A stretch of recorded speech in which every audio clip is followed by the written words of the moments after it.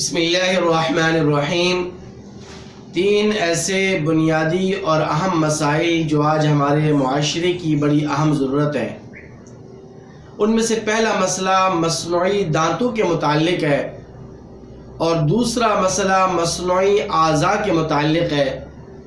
اور تیسرا مسئلہ کہ انجیکشن سے وضو ٹوٹ جاتا ہے یا نہیں ٹوٹتا۔ تو یہ تین اہم اور بنیادی مسائل ہیں، ان کو توجہ کے ساتھ سماعت فرمائیے گا۔ پہلا مسئلہ مصنوعی دانتوں کے متعلق یہ ہے کہ دیکھیں، مصنوعی دانت دو طرح کے ہوتے ہیں۔ پہلی قسم مصنوعی دانتوں کی وہ ہے کہ جو مستقل طور پر لگا دیے جاتے ہیں اور ان کو باہر نکالنا اور دوبارہ لگانا یہ آسان اور سہل نہیں ہوتا، اور ان دانتوں کو سونے چاندی کی تاروں سے کسا جاتا ہے، جس کی بہرحال فقہاء نے اجازت بھی دی ہے۔ رد المختار میں اس کا جواز منقول ہے۔ تو اگر تو مصنوعی دانت ایسے ہیں کہ ان کو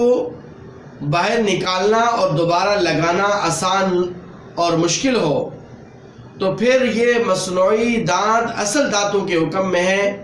غسل واجب میں اور وضو کے اندر ان کا نکالنا یہ ضروری اور واجب نہیں ہے۔ لیکن اگر مصنوعی دانت ایسے ہیں کہ ان کو بآسانی نکالا بھی جا سکتا ہے اور دوبارہ لگایا بھی جا سکتا ہے، تو ایسے مصنوعی دانتوں کے متعلق فقہاء نے لکھا ہے کہ ایسے مصنوعی دانتوں کو غسل واجب کے اندر نکالنا ضروری ہوگا، ورنہ غسل واجب ادا نہیں ہوگا،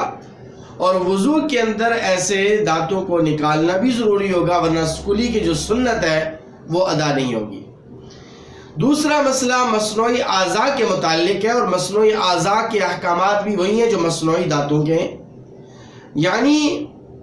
اگر مصنوعی اعضاء جسم میں اس طرح لگا دیے جائیں کہ بغیر جراحی اور بغیر آپریشن کے ان کو جسم سے علیحدہ کرنا ممکن نہ ہو، تو یہ مصنوعی اعضاء پھر اصل اعضاء کے حکم میں ہیں، پھر غسل واجب میں اور وضو کے اندر ان کو علیحدہ کرنا ضروری نہیں ہے۔ لیکن اگر مصنوعی اعضاء ایسے ہیں کہ ان کو بغیر جراحی اور بغیر آپریشن کے جسم سے علیحدہ کیا جا سکتا ہو بآسانی، تو پھر ایسے مصنوعی اعضاء زائد چیز کے حکم میں ہوں گے، پھر ان کا جسم سے علیحدہ کرنا، ان مصنوعی اعضاء کا جسم سے علیحدہ کر کے اصل اعضاء کے حصے تک پانی پہنچانا غسل واجب میں یہ ضروری ہوگا، اور وضو کے اندر بھی یہی حکم ہے۔ اس کی نظیر فقہاء کرام نے چھٹی انگلی کو قرار دیا ہے کہ مثال کے طور پر ایک آدمی کی 5 انگلیوں کے بجائے 6 انگلیاں ہوں، تو چھٹی انگلی کو دھونا بھی ضروری ہوتا ہے اور واجب ہوتا ہے غسل واجب میں اور وضو کے اندر بھی۔ تو اسی طرح ان مصنوعی اعضاء کے متعلق بھی یہی قاعدہ اور یہی ضابطہ ہوگا۔ تیسرا مسئلہ کہ انجیکشن کی وجہ سے وضو ٹوٹ جاتا ہے یا نہیں ٹوٹتا۔ تو دیکھیں، ایک اصول یاد رکھیں کہ جسم کے اندر بطور دوا یا بطور غذا کے کسی چیز کا داخل ہو جانا یہ ناقض وضو میں سے نہیں ہے، نواقض وضو میں سے نہیں ہے۔ اور دوسرا اصول فقہاء کرام نے یہ لکھا ہے، فتاوی ہندیہ جلد 1 صفحہ 6 پر یہ عبارت موجود ہے کہ جسم سے اگر اتنی کم مقدار میں خون نکلے کہ اس کو اگر پہنچا جائے اور اگر اس کو نہ پہنچا جاتا، جسم سے خون نکلے اور اس کو اگر نہ پہنچا جاتا تو وہ بہہ نہیں سکتا،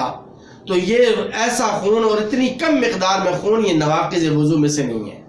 تو چونکہ انجیکشن کی وجہ سے بھی خون کی مقدار اتنی کم ہوتی ہے کہ اگر اس خون کو نہ پہنچا جائے تو وہ بہتا نہیں ہے، اپنی جگہ سے اپنے مخرج سے نکل کر بہتا نہیں ہے، تو اس لیے انجیکشن کی وجہ سے بھی وضو نہیں ٹوٹتا، اور انجیکشن کی وجہ سے وضو میں کوئی فرق نہیں آتا۔ اور یہی مسئلہ روزے کے متعلق بھی ہے، چاہے وہ روزہ نفل روزہ ہو یا رمضان المبارک کا روزہ ہو، تو انجیکشن کی وجہ سے، ڈرپ لگانے کی وجہ سے روزے میں کوئی فرق نہیں پڑتا۔ ہاں، البتہ اگر انجیکشن کا منشا ہی خون نکالنا اور خون کھینچنا ہو تو بہرحال اس سے وضو ٹوٹ جاتا ہے، اور وہ نواقض وضو میں سے ہے۔ اللہ تعالیٰ سے دعا ہے کہ اللہ تعالیٰ نے عمل کرنے کی توفیق نصیب